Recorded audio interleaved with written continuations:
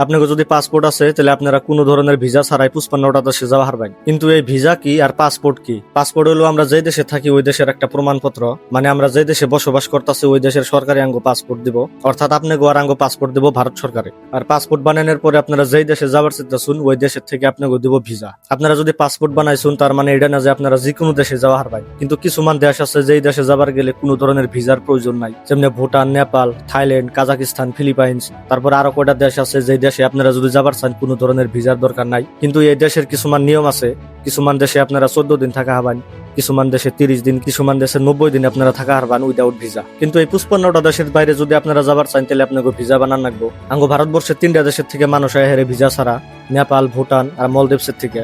আঙ্গো দেশে মোটতে 3 ধরনের পাসপোর্ট হয়। প্রথম যেটা পাসপোর্ট আপনারা দেখতেছেন নীলা রঙের, এটা হলো সাধারণ মানুষের ইউজের নিগে। এই বগা রঙের পাসপোর্টটা দিয়ে হয় ইন্ডিয়ার টপ র্যাঙ্কের যে অফিসার আছে IPS IAS তাকে দেওয়া হয়, যেহেতু তারা ভারতের বাইরে যায় ভারতের প্রতিনিধিত্ব করে কিংবা অফিসিয়াল কামে যায়। লাল রঙের পাসপোর্ট অর্থাৎ ডিপ্লোমেটিক পাসপোর্ট, এই পাসপোর্ট দিয়ে হয় ইন্ডিয়ান হাই কমিশনের জন্য মানুষ থাকে, যেমনি অ্যাম্বাসেডর, তারপরে ইন্ডিয়ান হাই কমিশনের জন্য মানুষ থাকে, তাকে ইউজের নিগে এই পাসপোর্ট দেওয়া হয়। আপনাকে যদি ভিডিওটা ইনফরমেটিভ লাগে তাহলে ভিডিওটা শেয়ার করে দিবেন।